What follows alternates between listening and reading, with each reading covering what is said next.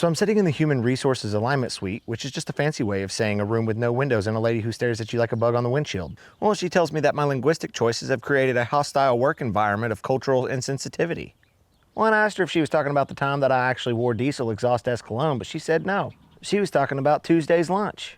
You see, Kyle from marketing, who looks like he's never seen a full day of manual labor in his entire life, walks up to me and asks, "Hey Jay, where can a guy go get some authentic enchiladas and maybe a decent taco around here?" Well, because I'm a helpful human being with a functioning set of taste buds, I told him, "We'll go down to the Mexican restaurant at the corner of 5th and Main." Well, at that point, you would have done thought I released a live badger into the ventilation system there at work. The HR lady looked at me and said, "Jay, we find the use of the word Mexican to be a loaded descriptor that might make coworkers feel marginalized and or categorized by origin." Well, about that time, I thought that all those nuts that were loose up in her head done went and fell out. Because I had to explain to this woman, who probably thinks that mayo is actually a spice, that the sign on the actual building literally says Mexican restaurant. Well, I told her if I call the Italian place the Italian place, am I committing a hate crime against pasta? Or if I go to the Chinese buffet, am I supposed to call it the establishment of indeterminate Eastern Hemisphere inspired steamed table delicacies? But no, apparently identifying a business by its own legal name and culinary heritage is now a level 1 sensitivity violation.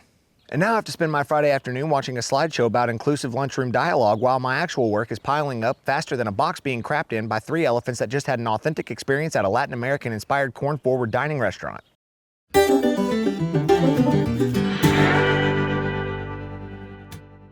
Well, so after my little chat with HR, I decided to go into the break room and have me a little bit of snack, and I've got my all-inclusive workplace badge clipped right onto my shirt, right where it should be. Well, and I'm determined to be the most linguistically neutral, corporate-sanctioned employee in the history of modern industrial complex. You know, I was kind of sitting down beside the coffee pot when Gary from logistics, who's really about as sharp as a sack of wet hair, he came in and asked me where I got that Mexican-style breakfast that I'm eating. Well, and you know, I'm sitting there eating that, and I feel the cold sweats start to kick in. Well, and I feel the cold sweats starting because I know the answer is an authentic Mexican cantina, but I can't say that without triggering a level 3 HR lockdown and getting my desk searched for offensive adjectives. Gary, I obtained this hand-rolled cylindrical flour-based delivery system for spicy protein and scrambled avian embryos from a geographically diverse culinary hub specializing in the heritage of the region located immediately to the south of our current location and coordinates. Well, Gary just kind of stares at me like I've got a third arm growing out of my forehead, and he asked me if they had hot sauce. Well, and I told him that I couldn't confirm the heat level of the culinary representative condiment because I didn't want to assume the Scoville tolerance of his specific demographic background. Well, apparently that was the wrong thing to say because now I'm sitting back in the adjustment suite. Well, the HR lady told me that my overperformance of inclusivity is actually a form of passive-aggressive workplace obstruction.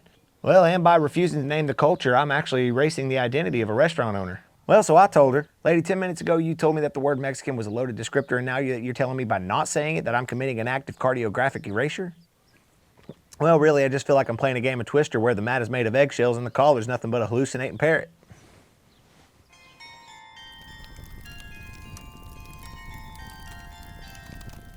So I finally reached my limit with the sensitivity coordinator in her inclusive vocabulary workbook because she told me that by identifying the restaurant by its origin, I was pigeonholing the demographic. So I did the unthinkable. Well, I actually went back to the restaurant and I talked to Javier, the owner of the restaurant. Now, Javier is a man who has spent the last 20 years building a business based on his heritage. Well, when I told him that the corporate office was worried about the word Mexican being an offensive label, well, he laughed so hard he nearly dropped a tray of carnitas.